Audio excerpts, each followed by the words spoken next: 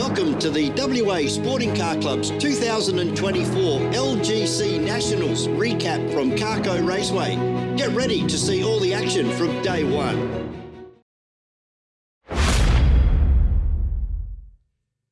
Free Formula with the first event out on carco.com.au Raceway with Dan Gate starting alongside Simon Alderson. And great to see car number 14 of Marty Bullock back out on the circuit. A fairly even getaway for everybody. There, Dan Gate already starting to stretch the legs on this beautiful March 80A 1600cc vehicle with a 2-litre Formula Ford of Simon Alderson trying to hunt him down as they headed up and over the top of the track. Two Rolts right behind there in third and fourth as they went down into turn number 6 for the first time. Also John Herney out there in the Formula Ford from the Fast Lane stable, up and over the top of the hill for the first time, and Dan Gate had a really good getaway from this one with Bill Norman having a look for an inside pass on Marty Bullock. Wasn't to be. Lap number 2, and already Dan Gate moving away now to 3 or 4 car lengths over Simon Alderson in the wings and slicks. Further back in the field, Lance Carwadine was hanging tough with Glenn Swarbrick in the 1982 model Macon Formula Ford. They went up and over the top of the hill, and unfortunately for Bruce Mitchell, that will be a DNF. Came down into turn number 7 again. A good pass this time for Marty Bullock in the Rolt, with Simon Alderson deciding not to give up. He's going to have another crack at him down across the start-finish line, and Bill Norman in car number 3 can't take him out of this battle either. They round through turn number 1 and up and over the top of the hill, starting to go through the back markers at the moment, and that was car number 50 of John Herney. Dan Gate, really the class above for this race number 1 on your Saturday morning here at carco.com.au Raceway. Blue flags being shown to the slower drivers in car number 83. Be Brian Searles doing the right thing, getting out of the way of the faster cars. And at the checkered flag, it was race winner for Dan Gate in car number 4, the Rolt, over Simon Alderson in the Formula Ford 2-litre, and Bill Norman, another one of the Rolts in car number 3, took out third place. Race number 2, again we see Dan Gate getting away to a good start, this time taking Bill Norman with him, and Simon Alderson around the outside, the ever-reliable Simon Alderson, always up towards the front of the pack, and actually got the lead as they went over the top of the hill for the first time. Marty Bullock making a charge from the back of the field for race number 2, and they're already down into turn number 6. A good Formula Ford battle happening back there with Glenn Swarbrick and John Herney. Marty Bullock already more than halfway through the field.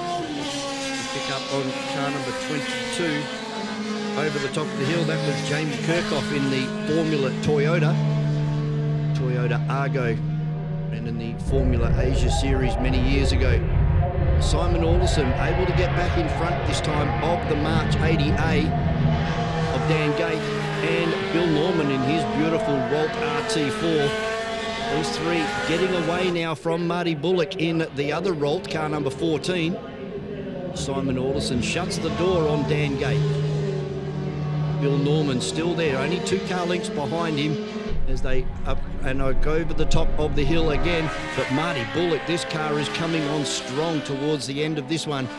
And some more action down in turn number 6 with Dan Gate getting it all sideways, and that'll allow Simon Alderson maybe to have a crack up and over the top of the hill.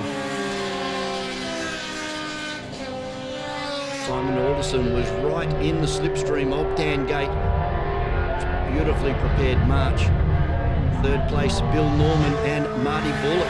This time Marty Bullock pulls out of the slipstream, who's later on the brakes, and it was Bill Norman in car number 3 in his role, able to hang on to a third position with Marty Bullock right under the rear wing. This time he was able to pull out and drive straight underneath Bill Norman. The two Rolts having a great battle here for race number 2 at carco.com.au Raceway. Dan Gate and Simon Alderson, class of the field on this particular race day. The March 80A showing a clean set of heels this time, up and over the top of the hill. And back in the field, Brian Searles being lapped. Bill Norman and Jamie Kirchhoff there having a storming run towards the end of race number 2.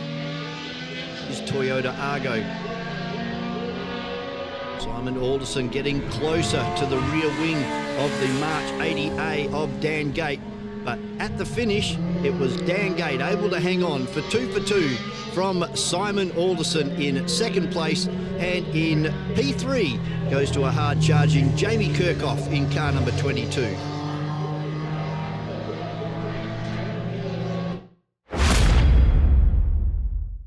Race number 1 for the XL Cup, and it was an awesome start from Carlos Ambrosio in car number 14, but Salvatore Russo, probably his best qualifying period this year at Carco Raceway, heads into turn number 1 in second place in front of the current state champion in Brett Sheriff, and just behind them in fourth place is Andy Malkin and Jack Caiulo as they headed up and over the top of the hill. A little gap back to Steve McGregor in that beautifully prepared yellow and blue car. But down into turn number 1 for the first time, and Salvatore Russo taking it right up to Carlos Ambrosio as they went up and over the top of the hill. We got Malkin and Jack Caiulo there as well, right in the slipstream, and they're not too far off the back of Brett Sheriff. They went down into turn number 7. It was side by side as they came down the hill, with Russo on the inside in the checkered coloured car and Ambrosio running around the outside. Still Sheriff in third, with car number 66 of Andy Malcolm being taken right out to driver's right as they cross the stripe. 3.5 cars wide here at Carco Raceway in race number 1 for the XL Cup.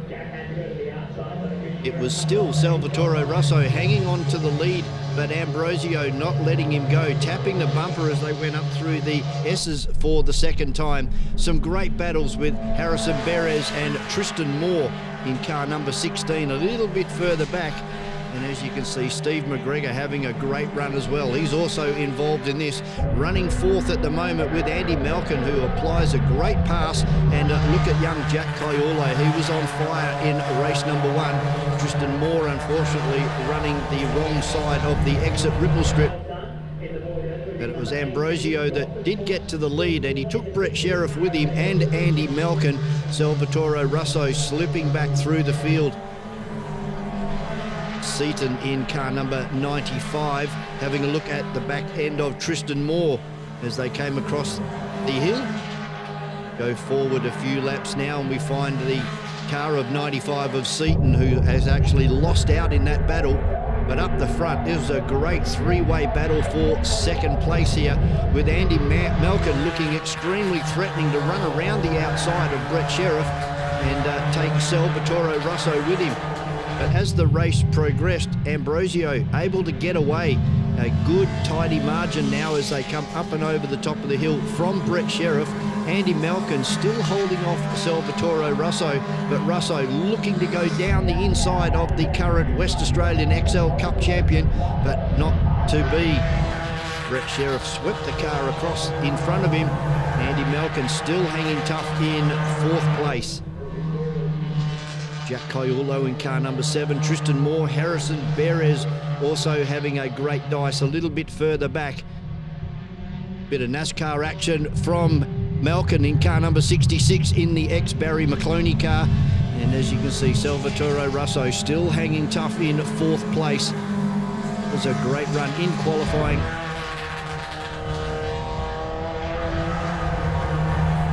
Race number 1. It goes to car number 14 of Carlos Ambrosio over car number 21 of Brett Sheriff. And in third place, straight out of the office into a race car number 66 of Andrew Malkin.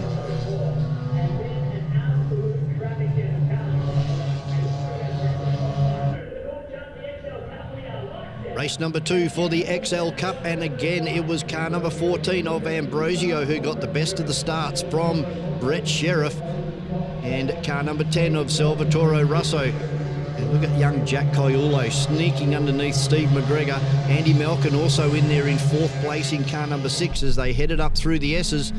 Single file sorted themselves out as they crested the top of the hill for the first time. 2 Charnley cars just going through. A great battle happening towards the back of the field as well, with Wesley Lahair just starting to drop off the back of that challenging pack. But back up towards the front, it was Ambrosio from Sheriff. They've moved away now 100 metres from Andy Malkin as they crest the top of the hill. Andy coming under attack now from Salvatore Russo and Jack Caiulo. Nearly 3 wide as they came down into turn number 7.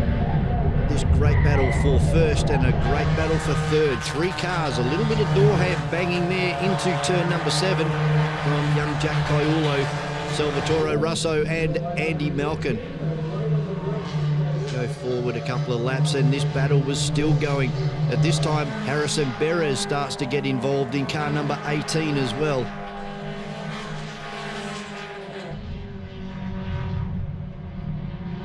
Ambrosio was doing a great job over Brett Sheriff. Brett Sheriff just struggling for a little bit of top-end pace in the current state championship winning car.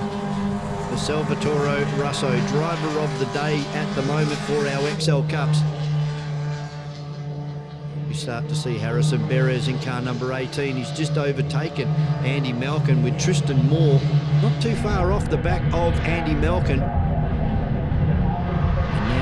Down into turn number 7, right outside McCracken House. Jack Caiulo looking for a way through now. Just starting to drop off Harrison Perez just a tad.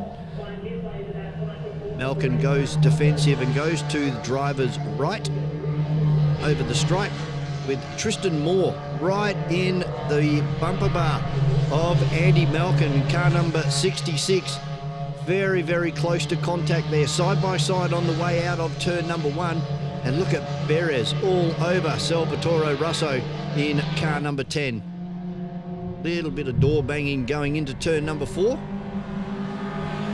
John Schultz and Tune and Brad Ward. They're having a great battle a little bit further back. As they came down into turn number 7. Oh, Brad Ward gets it all wrong in car number 31. Up and over the ripple strip. Touch ball play on. And this enthralling battle between Andy Malkin and Tristan Moore. Car number 66 and 16. And the 16 into the side of car number 66. And unfortunately for Andy Malkin, goes all agricultural and heads down into the safe area of the racetrack. The checkered flag flies on this one, and it's another win. 2 from 2 for Carlos Ambrosio in car number 14 over Brett Sheriff and Jack Caiulo in the grey car. Car number 7 will take out a well-deserved 3rd place.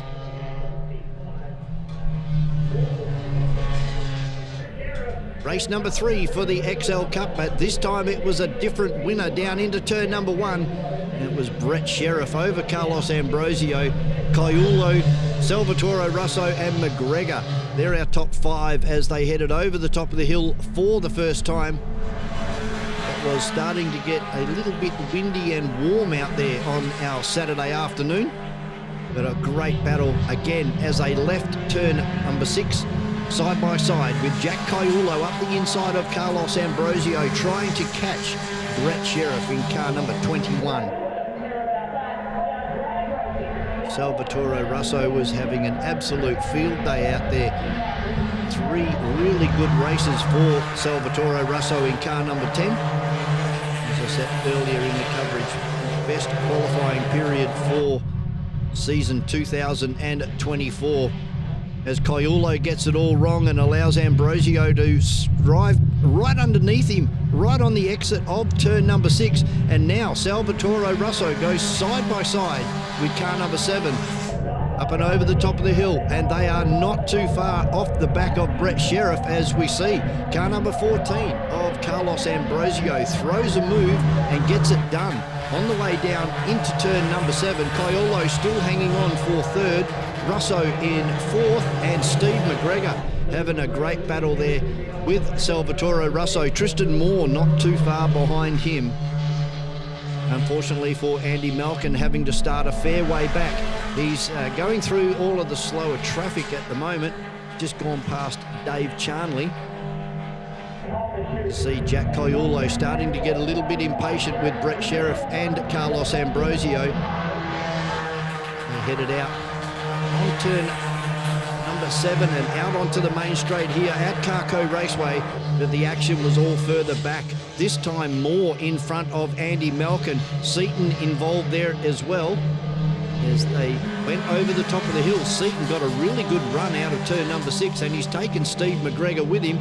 They were right on the back of Andy Malkin, but as the flag flew, it was a triple trifecta for Carlos Ambrosio. Car number 14 took the win over Brett Sheriff in second, and Jack Coyulo another outstanding third place for the XL Cup.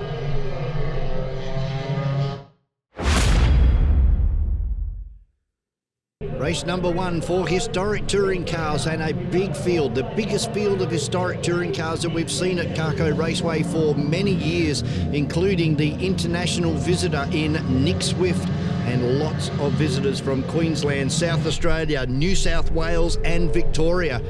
And it was a great start for Clint Rayner on the 69 Camaro, up and over the hill and driving away from John Bondi in the HQ Monaro as they went down into turn number 6 for the first time. Cold tyres and Clint Rayner struggling to keep that car in a straight line. A little bit of tyre smoke there coming off John Bondi's car number 89. And here's where the action all was for all day, really, was the battle between the local star in Conor Onofaro and the international visitor in Nick Swift. It's car 76 that took out lap number 1 from John Bondi, and then car number 99 all the way across from New South Wales, the Chevy Nova of Jason Humble. And unfortunately for Mark Abbott, the fastest fireman in the West, car number 81, just having a little glancing blow over there on the exit of turn number 1. Just took out the brake light and a little bit of damage to the rear quarter panel on that immaculately prepared little Mini. As I said, all the way up from Albany this weekend. So we went safety car for 1 lap. Clint Rayner led the field down into turn number 7, ready for the restart from John Bondi in second, Jason Humble from New South Wales in third, and Greg Barr, beautifully presented green and black GTR XU1. Green flags fly and away we go, and Clint Rayner leaving it right to the last moment to get away. Now opens up the big high horsepower Chevy Camaro out of America. Humble moves himself up into second, and the Tirana of Greg Barr moves himself up into third. So maybe an issue on board John Bondi's car at the moment as he tries to deal with Nick Swift and Conor Onofaro. Swift already passed him. Onofaro just drives straight underneath the big Holden Monaro as they headed down into turn number 6 for the second time after our restart. It's Clint Rayner showing a clean set of heels from Jason Humble from New South Wales, then Greg Barr from Western Australia, and then from England is Nick Swift. David Street in the XU1 Tirana having a good battle with Graham Woolhouse as these guys went up and over the top of the hill. Humble in a comfortable second position at the moment, but how's this? When was the last time we saw a Mini? Oh, Clint Rayner actually fries the front tyres under brakes and goes straight off right into the end of the sand trap, and down to the doors he went. So unfortunately, yellow flags were flown down there in turn number 7. He was well away from the racing area, so racing continued, and the battles were just thick and fast. It didn't matter where you looked, there was a great battle all the way through the field with these historic touring cars. But Humble now into the lead from Greg Barr with the Mini of Nick Swift. But at the checkered flag, it was car 70 of Greg Barr over John Bondi, and Graham Woolhouse charging through the field in car number 86 to take out third place.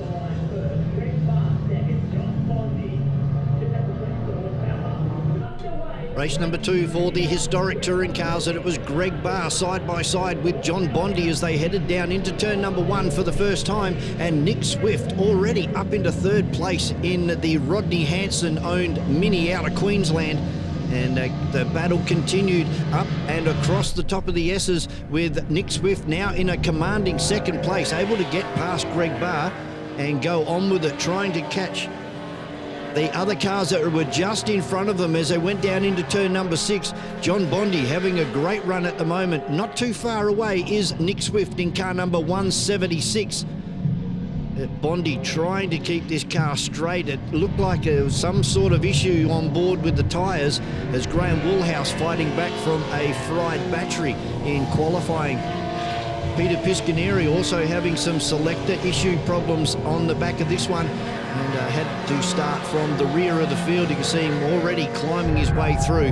But John Bondi, car number 89, the local star, doing a great job from Greg Barr and Nick Swift and Connor Wanafaro. Oh, we just saw the hand up from Graham Woolhouse as well. Unfortunately, Graham had to retire the car in race number 2. Big field of historic touring cars. The Vandenrijk Cortina there having a good battle with Martin Dennis and the Datsun 1600. But up the front, Mark Abbott still trying to have a crack at Randall Beavis in Randall's new Ford Capri. Blake Watson out there as Peter Piscaneri gets it super sideways and very untidy across the top of the hill. Who said fighting back from a gear selector issue in race number 1. And he is fighting his way back through the field. And Clint Rayner also, unfortunately, a DNF in that earlier race number 1. Starting to fight back now, just drives past Simon Northey, but the battle was on for first place now, with John Bondi coming under big pressure as Clint Rayner gets it all super sideways as well. Got Barnes in the LJ XU1 Tirana. Greg Barr doing a sterling job out in front from John Bondi. Clint Rayner had moved himself up into third place. Nick Swift in 4th and Connor Wanafaro in 5th. Unfortunately for John Bondi, a blown right rear tyre saw the end of his race number 2 for the historic touring cars.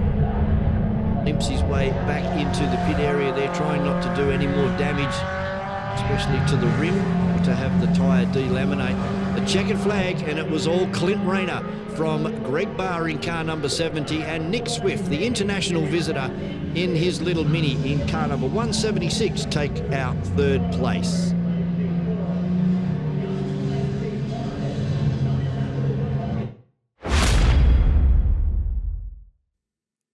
Race number 1 for improved production, street cars and production cars. We had Matt Cherry in car number 44 starting alongside Jared Carey, and Jared Carey seems to have got the better of the start and come straight over in front of Matt Cherry. Grant Gallen in the beautiful Ford Escort, the black car, holds on for third place. Then we go back to Ben Peachy and the GTR Nissan of Peter Kello. Great to see Barry Beltinas back out there in the BMW M3. And Sue Palermo, first day out with her new toy, all the way from the Garth Walden factory in Victoria. It's a car that ran in the 6-hour Bathurst event a few years ago, has been parked up for a couple of years. And already the action was on with Matt Cherry, not allowing Jared Carey to get in front for the completion of lap number 1.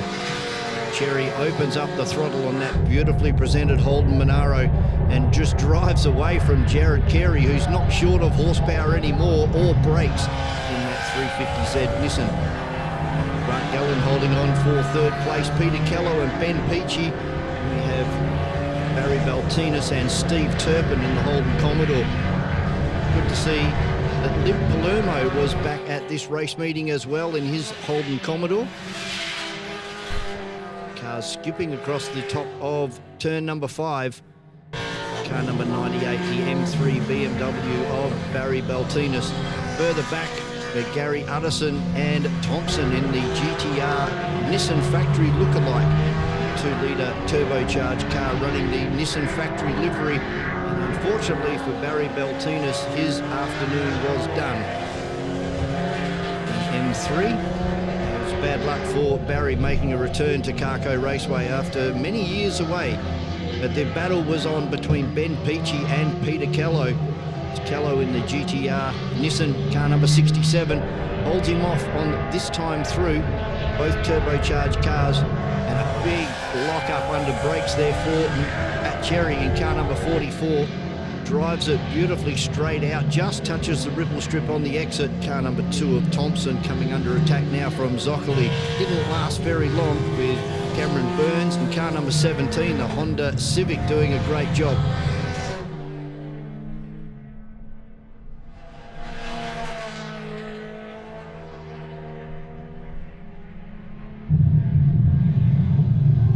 Unfortunately for Jared Carey, he looped it coming out of turn number 6 and basically had to wait for everybody to come past before he could get going again. The move was put on by Ben Peachy, and he's going to go side by side with Peter Kello. The two turbocharged cars, the Datsun 200B of Ben Peachy, but the GTR has the ascendancy going into turn number 4 and able to get away by 2 or 3 car lengths. Further back in the field, Cameron Burns still trying to get past this Nissan factory car from Thompson. It's the replica of the Nissan, the all-dominating Nissan GTR. Nigel Wilson and Zoccoli having a great battle. Liv Palermo got it all wrong over the top of the hill there and actually ripped off a portion of the rear bumper bar. See that dangling on the racetrack now as Liv fires the big Commodore up and over the top of the hill. Still there, doesn't look like it's going to fall off anytime soon. And Neil Pollard right behind has a great view of Liv Palermo and that mudguard. And unfortunately for Peter Kello, gets it all sideways out of turn number 1 and loops the GTR Nissan. Comes out straight back out onto the racetrack, fires it up, first gear, second gear, just lights the rear end up as he drives off up through the S's. And Liv Palermo still with that rear bumper just dangling off the back of the car as Neil Pollard making his way through again, and Liv Palermo slideways out of turn number 6 with Gary Edwards in another Holden Commodore up and over the top of the hill. And at the checkered flag, it all was Matt Cherry in car number 44, the Holden Monaro, and he took a very convincing win over Grant Gallant. For some reason went into pit lane and then quickly came back out onto the circuit. A bit of confusion about if they had actually finished or not. Pick up a replay of Peter Kello getting it all sideways on the exit. But our 3E production car goes to Sue Palermo from Damien Croxon. In the improved production car, it was Matt Cherry, Grant Gallant and Steve Turpin. And street car was Ben Peachy, Gary Utterson and Jared Carey. Race number 2 for improved production cars, street cars and 3E production cars. And this time Matt Cherry getting the better of the starts as they headed down into turn number 1. A good field of all of these 3 categories combined and put on some great racing in race number 1, 2 and 3, as we already see Cherry getting it sideways across the top of 5 and trying to extend that lead on cold tyres, trying to get a margin which he will be able to defend for the rest of the race, as Sue Palermo is being harassed by the GTR. Of course, that's coming from the back of the pack for Peter Kello, unfortunately spinning on the end of race number 1. Pick up on the highly experienced Matt Cherry. Good lead from Ben Peachy in the Datsun 200B. Then we go back to Grant Gallant and Steve Turpin as they crest the top of the hill. Martin Willard, the Ford Escort, doing a great job trying to trace down Sue Palermo at the moment. This man out in front is the Holden Monaro driver of Matt Cherry from Ben Peachy, Grant Gallant, and up into 4th place was Steve Turpin. Go back to Liv Palermo, Jared Carey, Gary Edwards and Pollard and Burns. Peter Kello making his way through the field already, about halfway through the pack as they headed down into turn number 1. Jared Carey trying to throw it up the inside of Liv Palermo in car number 64.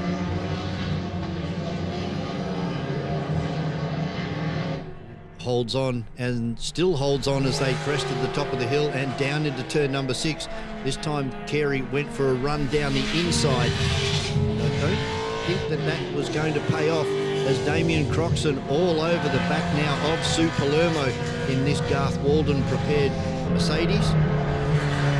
Down into turn 7 we pick up with Carey, so he was able to deal with one of those cars, and now he's got Steve Turpin right behind him, so defending big time now is Jared Carey in the 444, the 350Z Nissan. It's powered by the LS motor these days. A huge set of brakes on board this Nissan 350Z. Pollard being overtaken by the hard-charging Peter Callow, making a comeback from the rear of the field. Gary Edwards starting to get nice and racy now with Lib Palermo as well. So a good three-way battle as they exited turn number 1. Side by side were the two Commodores, but it was Lib Palermo going into turn number 4. Further back we pick up with his wife in Sue Palermo and Willard and Damon Croxon in car number 76, Renault Megane. Leader in a very familiar place on the racetrack, well out in front, car number 44. Further back for second, Ben Peachy having a good crack at Grant Gelland in car number 46. Up the inside was Ben Peachy in the Datsun, and around the outside and maintains second place as they go across the stripe. Look at Jared Carey already up into 4th place now, coming from the back of the field. Grant Gelland still a fighting Ford Escort, looking for an inside pass down into turn number 6. Laurie Whitcomb in the last of the remaining RX-8s here in Perth. This is where the battle was on for the production cars. Car number 66 of Sue Palermo and 76 of Damon Croxon getting very creative with his lines on the way out of turn number 1, looking to put a move on Sue Palermo, just filling those mirrors. The Mark 1 and a Mark 2 Escort headed up and over the top of the hill. Billard in the white car, and the Honda Civic of Pollard getting very, very close to the side of Lib Palermo, and smoke would be coming out of Lib's ears right now, and there he goes, he's overcooked it down into turn number 7. Our 3E production car goes to Croxon over Sue Palermo. Our improved production car, Matt Cherry, Grant Gelland and Steve Turpin, Ben Peachy, Jared Carey and Peter Callow take out street cars. Race number 3 for street cars, improved production cars and 3E production cars. And now you may have noticed there is no Matt Cherry on the front row, unfortunately not starting race number 3. Grant Gelland off to a really good start over Jared Carey and Peter Callow. Ben Peachy, unfortunately, the car not playing ball in this race. Definitely well off the speed as Steve Turpin and Pollard all over the back of him as they crested the hill for the first time. Damien Croxon doing a great job in the production cars and the Renault Megane. And he was having a great battle all day with Sue Palermo for top points. Rejoin our leaders on the circuit, and it was Grant Gelland over Jared Carey, Peter Callow, Steve Turpin, Ben Peachy now starting to find his straps in the 200B Triple S Datsun. And a big field of cars streaming up and over the top of the hill. Looks like Laurie Whittam a little bit off the pace in the RX-8. But Jared Carey throws it up the inside from Grant Gelland and pulls that manoeuvre off, stalls the car right in the centre of the apex, and that slowed Gelland right down, unable to keep the car out to driver's left and drive around Jared Carey, where they were nearly side by side as they disappeared up through the S's. But still Carey out on top over Grant Gelland. Peter Callow making a great comeback into 3rd place after that visit to the sand trap in race number 1 earlier in the day. Pollard and Palermo having a good battle too. Kyle McPherson in car number 29, a newcomer to Carco Raceway this year, and been fairly impressed by his performances. And unfortunately for Ben Peachy, the Datsun 200B Triple S not playing ball at all. He's on his way back to the pit area. Jared Carey steams on past. Peter Callow now coming under attack from Steve Turpin. Turpin's car has been a little bit sideways earlier in the race. Have to keep an eye on Steve Turpin's car and see whether he can control that. Maybe the rear tyres starting to overheat on that Commodore. Beautifully presented Commodore. For right honours at the moment, it is Sue Palermo over Damon Croxon, and Martin Willard throws the Nittle Escort up alongside the Renault Megane and drives past Damon Croxon as Lib Palermo, he came out very, very wide and then straight across to driver's right. That car not playing ball either, as we see the stricken car of Ben Peachy trying to make his way back into the pit lane. And Steve Turpin's car gets mighty out of control off the exit of turn number 7, comes right over to the grass on driver's right. As Willard now starting to get his Nittle Ford Escort, the Mark II model, all sideways as well. Gary Utterson and Nigel Wilson side by side. Two Holden products as they go up and over the top of the hill from different eras.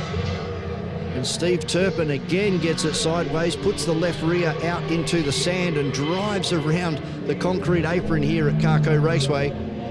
You see the sand being deposited out of the rear mud flap of that car. As Damon Croxon moves over and allows Willard to take over that position.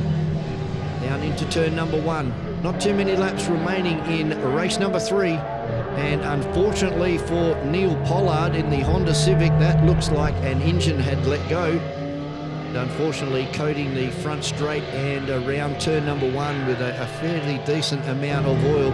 Did the right thing, stayed right out and offline. The checkered flag was thrown and the debris flag at the same time.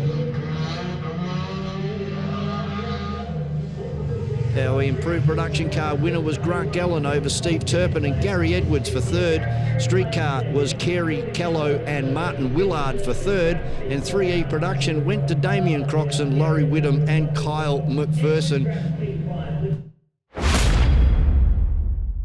Heat number 1 for the Saloon Car Nationals at carco.com.au Raceway saw Mason Harvey alongside car 93 of Gary Hills, the seasoned veteran when it comes to saloon car racing here in Western Australia.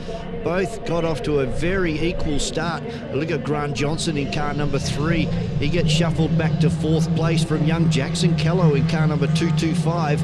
Sneaks underneath the multiple Australian and West Australian state champion and Australian champion, who's got a bit of 3 wide action back there, and one car slowing off to the infield.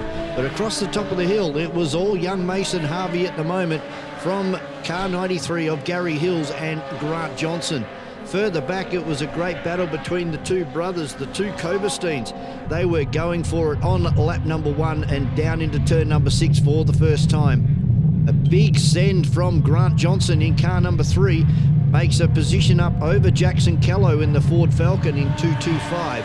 But Mason Harvey now looking in the rear vision mirror and seeing a black Holden Commodore getting very, very close as they cross the top of the hill. Huge field of saloon cars with some interstate visitors here at Carco Raceway for this particular weekend. Peter Dybel in the Ford Falcon rounds out the field. It was Mason Harvey in the orange, black and white Ford Falcon over Grant Hill, who gets it very, very sideways under brakes and it causes Jackson Callow to run wide, and he's going to lose about 3 positions here as he comes back out onto the track next to car number 77, the green Falcon. But down into turn number 1, look at the lead that Mason Harvey has been able to pull out over Grant Johnson. A bit of a reshuffle further back now with Robbie Marcon moving up into 3rd place from Grant Hill. Further back in our Pro-Am category, and it was Craig James and the Cobersteins, and Warren Ellis was having a great run early in heat number 1. Started to drift back as the race progressed, unfortunately, but there's been a big off down in turn number 6, and that's car number 93 of Gary Hills, one of the contenders for this weekend, and that wasn't the way that he wanted to start heat number 1. Took a fair while to negotiate around the side of the sand patch and get back out onto the circuit, and he would drop back right to about 3/4 of the way through the field. Not too many cars behind him, unfortunately. An attack from Grant Johnson on Jackson Callow this time, as Jackson just drives around the outside. And Chris Nisi having a good run too in car number 5. He moves himself up into the top 5, with Robbie Marcon looking very menacing all over the back of Grant Johnson in car number 3. And unfortunately for car number 11, that's Glenn Tincombe, I think that was. And unfortunately he is off.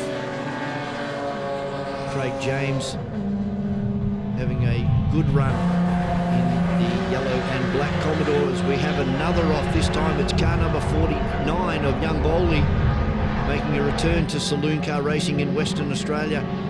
And unfortunately that was game over for his race.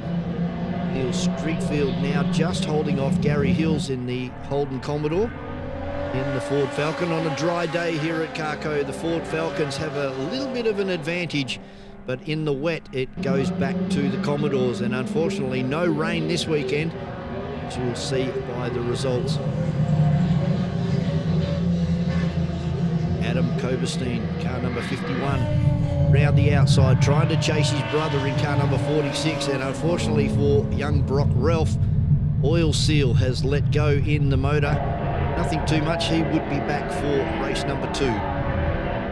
All out in front, doing it his own way. He's a very busy race car driver this year, is Mason Harvey from Robbie Marcom, and Jackson Callow holding on for 3rd. So your winner was Mason Harvey over Rob Marcon and Jackson Callow. As far as our Pro-Am category, it was Michael Coberstein in car number 46 over his brother Adam, and Craig James from the Northern Territory, car number 10. Heat number 2 for the Saloon Car Nationals, and it was a great shootout down towards turn number 1, with Robbie Marcon taking the lead from young Mason Harvey and Jackson Callow into 3rd place. See Lyons, one of our visitors from the eastern states, going on the grass on the entry into turn number 1 for the first time. Across the top of the hill and down into 6, a huge field of saloon cars. But it was all Robbie Marcon in car number 82 from Mason Harvey, with Jackson Callow and the hard-charging Chris Nisi in car number 5, doing a great job up into 4th place. The best of the Commodores was Scotty Dornan in P5. The first 4 cars, all Ford Falcons, as they headed down into turn number 7 for the first time. Unfortunately, no Grant Johnson in race number 2. Unfortunately, the engine expired and could not be fixed. 2 Coberstein brothers again at it, with Adam in front of Michael this time, as they headed out of turn number 1 and up through the S's. Martin in car number 65 getting it all sideways, another one of our Pro-Am category drivers. So headed up and over the top of the hill. Mason Harvey looking menacing now onto the side of Robbie Marcon, looking for a run up the inside. Side by side through turn number 7, with Jackson Callow not too far off the back of Robbie Marcon. He decides to go with Mason Harvey and try and get down the inside of Robbie Marcon. Not going to work on this occasion. Robbie able to hold strong around the outside as they headed up towards the S's. It was side by side for Callow and Robbie Marcon. Marcon to the left, Callow to the right, and contact on the braking into turn number 4. Both cars starting to act like lawnmowers down there in turn number 4. Jackson keeping the power on, trying to get back onto the circuit as quickly as possible. Robbie Marcon already back onto the grey stuff. So we pick up on Jackson Callow coming across the short circuit now. looking for a way back out onto the circuit. Beach buggies the car right back in front of the field, and Gary Hills has gone into the back of Michael Koberstein, and Adam Koberstein's also had a bit of trouble there as well. And speaking of trouble, unfortunately for Warren Ellis, he has actually lost the left rear of that beautifully presented Pro-Am car. Car number 30 brought out our safety car with Mason Harvey in front of Chris Neefsey in second place. You see the loneliest job on the racetrack, bringing parts of your own car back to the stricken car of Warren Ellis in car number 30. But your winner, under checkered flag, behind the safety car, goes to car number 1 of Mason Harvey from Chris Neefsey and Scotty Dornan from South Australia. With our Pro-Am category, it was Michael this time over Adam Koberstein, and in third, car 10 of Craig James. Race number 1 for Formula V, and a big gaggle of interstaters make up the first 6 positions, as we see car number 35, Michael Kinsella, and 78 of Daniel Reynolds out of Canberra. They are bolting already, down side by side into turn number 1 for the first time. We've got people all the way over from the ACT, New South Wales. A big contingent coming over to the west for this big 2-day event at carco.com.au Raceway. There's Dave Campbell in car number 58, the best of the 1200cc category. Of course, this is a combined race for heat number 1. And it's car number 78 of Daniel Reynolds out of Canberra, doing a good job over 35 of Michael Kinsella. We've also got Williams, Simon Pace and Aaron Pace out there in car number 50 and 9 respectively. And back down towards our 1200cc drivers, it was Dave Campbell leading at the moment from Stephen Butcher. As we reel off lap number 1, what was a beautiful sunny day, almost perfect conditions for Formula V racing. The big gaggle of cars exit out of turn number 7 for the first time. Connor Welsh, and unfortunately there for Ken Wyatt, car number 55, that looks like he had a spin down there in turn number 6, and unfortunately that would be the end of his race. Unfortunately returning to the pits for car number 55. But out the front it was our 2 visitors, car number 78 of Reynolds and Michael Kinsella from Sydney. Starting to break away now from Darren Williams in car 79. Back towards our 1200s, Connor Welsh in car number 15 gets it all wrong, goes right out wide. Campbell Gow spins to avoid and takes Bierlich from South Australia with him as well. So a good bit of avoidance from Campbell Gow and also Bierlich to be able to get through unscathed and rejoin the race. But that unfortunately has put them a fair way back down. Best of our West Australian drivers at this point of time was Dave Casely. Rod Lisson hanging around in about 7th position at the moment.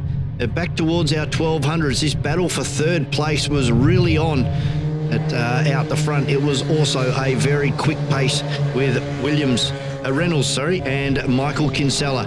Now starting to go side by side, the moves starting to come, and as I said, the 1200cc's just as competitive, with the moves starting to come for 3rd place as well, with Andrew Lockett having a look, and unfortunately there for Callum Lamont, car number 91, he gets it all wrong in turn number 7 there and spins.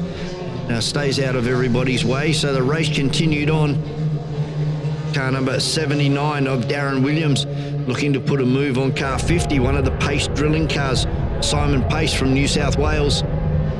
But our leaders, you couldn't throw a cigarette paper over these 2. They were glued together in heat number 1. It's Daniel Reynolds, car 78, over 35 of Michael Kinsella, as the rest of the 1600s come by. In 3rd place up there as well was Darren Williams in car 79. Further back, Kathy Lisson and Vinnie Padawanu, Regan Sanchez. They were all having a great battle up there as well. You can see the light blue car, best of the West Australians in the 1200cc category, was Dave Campbell, car number 58. Young Jonathan Scary doing a cracking job in 2024 as Vinnie Panawanu gets in front of Kathy Lisson as they go over the crest of the hill. This was a riveting battle out in front for the entire journey at carco.com.au raceway, with Reynolds and Kinsella not leaving each other for a minute. And here's the moves on here with car number 79, 50 and 9 of Aaron Pace. Simon Pace putting a move on there, and at the checkered flag it did go to Daniel Reynolds in car number 78 from Canberra, over car number 35 of Michael Kinsella from New South Wales, and in third place Darren Williams from New South Wales in car number 79. That's how they finished for the 1600s. The 1200s goes to Dave Campbell over Stephen Butcher, and Jonathan Scarey takes out third.